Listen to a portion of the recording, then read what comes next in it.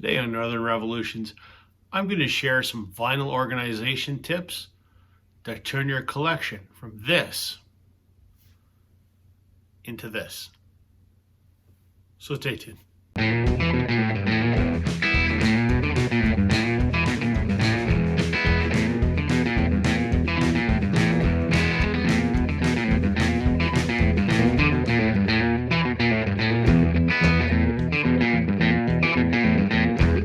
Hey everybody, welcome to Northern Revolutions. I'm Rob.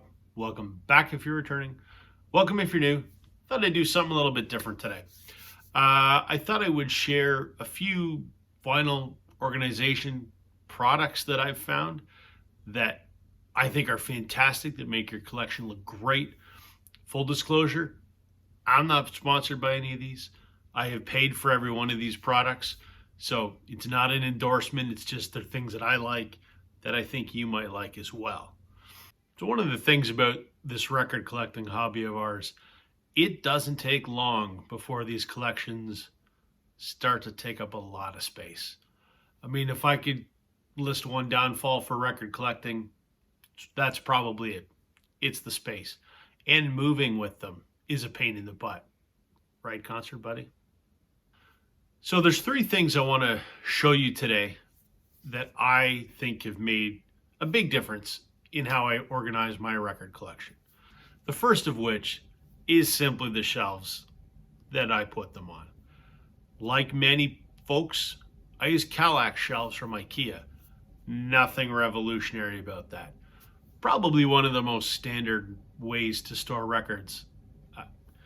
They look great. They're affordable. Come in many different configurations, or modular, so they make a great vinyl storage solution. But I'm going to share with you one thing about the Kallax that I've done a little bit differently, and I haven't seen that anyone else has done that necessarily. So I have two 2x4 Kallax units, and they obviously can be used vertically. They can be used horizontally. I like having them laid out horizontally. I think aesthetically that looks very nice. I like the long flat top, so I can put my stereo system on there. There is one potential pitfall, however, to having your Kallax units horizontally like I've got them. If you assemble them the way that IKEA shows you to assemble them, many of the horizontal shelves are only resting on the little wooden dowels.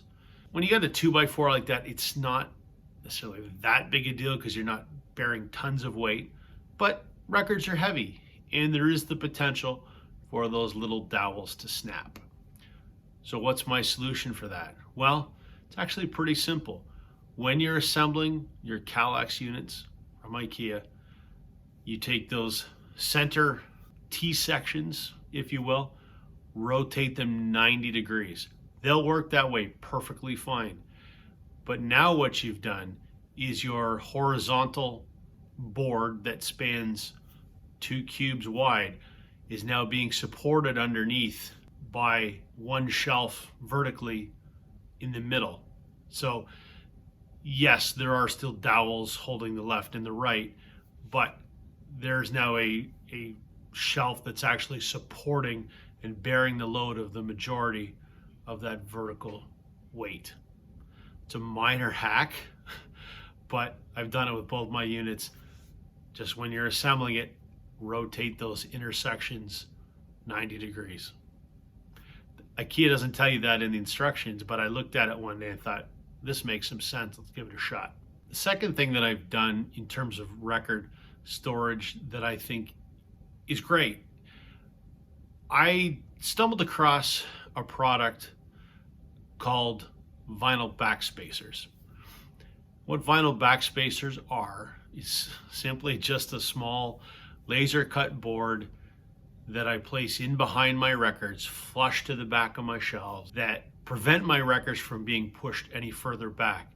And what that does is I could push all my records in and they will hit that little board at the back. So now they're all very flush, they're very even, they look very nice. I don't have that annoying problem of when I push in a record, the two records on either side of it get pushed back and you can't see the spines anymore.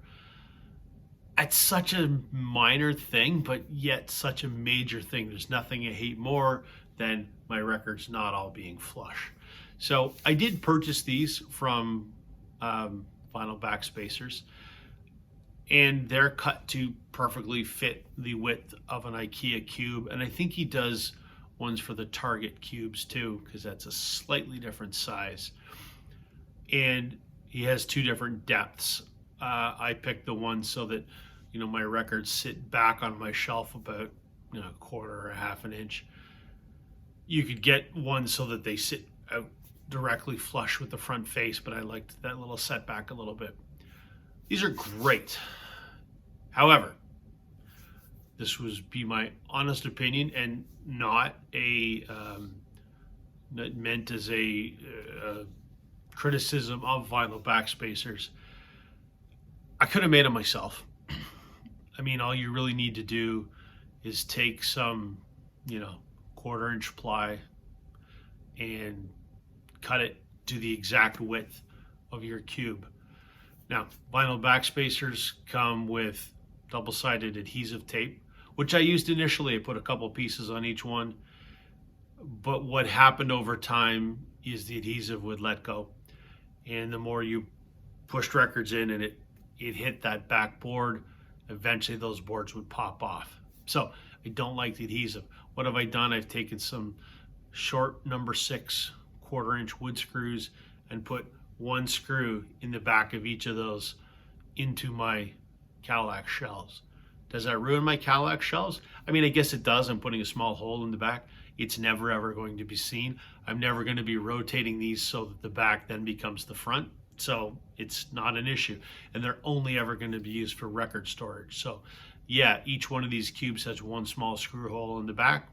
Who cares? Again, I could have made these myself and spared myself the money. It's very simple to figure out your width and your depth. But for those that don't want to do that or don't have access to a saw, Vinyl Backspacers certainly is a good place to buy them, or you can make your own. But I love it because it solves a problem that is really annoying to me. Records that get pushed further back than they should, nothing to stop them from going out the back of your cube. And this just makes them all very neat, very clean. They're all at the same depth. And the third product I want to talk about is something I'm in love with. Vinyl dividers. We all have vinyl dividers. Every record store on the planet has vinyl record dividers. There are many, many ways to make them. Many people just take an old record and stick a letter on it. Sure, you could do that. You could cut your own piece of, you know, polystyrene plastic, put a letter on it. You could do that. Use cardboard, whatever. There's millions of different ways to do it. But I wanted something that looked a little nice. I wanted something that looked kind of classy. I wanted something that did not quite look so DIY. If that's your thing, more power to you. But I stumbled across a maker on Etsy, and forgive me if I pronounce the name incorrectly, but I think it's probably Cilpa, C-I-L-P-A, Cilpa store on Etsy. It's a guy in Latvia, and he laser cuts these. He's got many different options, a couple different colors. I like the natural, but the first thing I bought was A to Z, obviously, so that I could sort, you know, my records so that you know where the A's were and B's were and so on.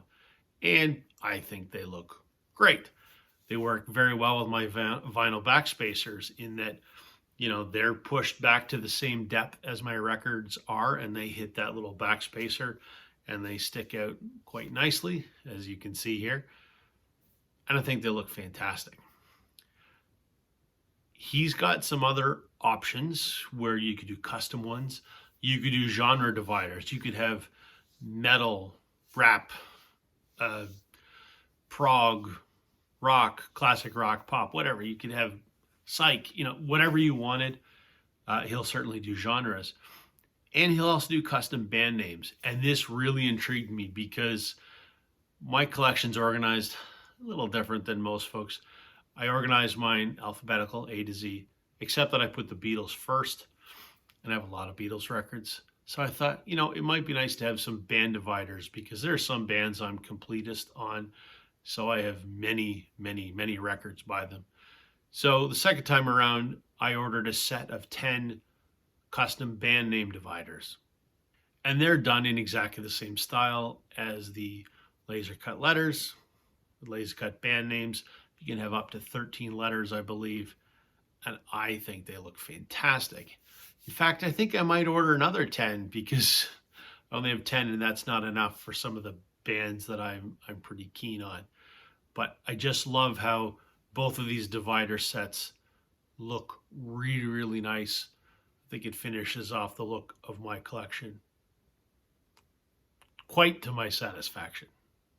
So there you go, folks. There's just 3 products that I'm a big fan of for record storage and record organization. Keeps the collection easy to find stuff, and I think it looks very nice. I'll leave the links to all 3 of these products in the description. Again, I'm not receiving compensation for any of these. However, if any of them wanted to send me something, my email address is at the beginning of the video. But anyway, all joking aside, big fan of these products. Even if you don't use these products, maybe it gives you some ideas for a way to organize your record collection. That's everything for me today, folks. Let me know in the comments some of the things that you've done. I'm intrigued. Catch you on the flip side, everybody.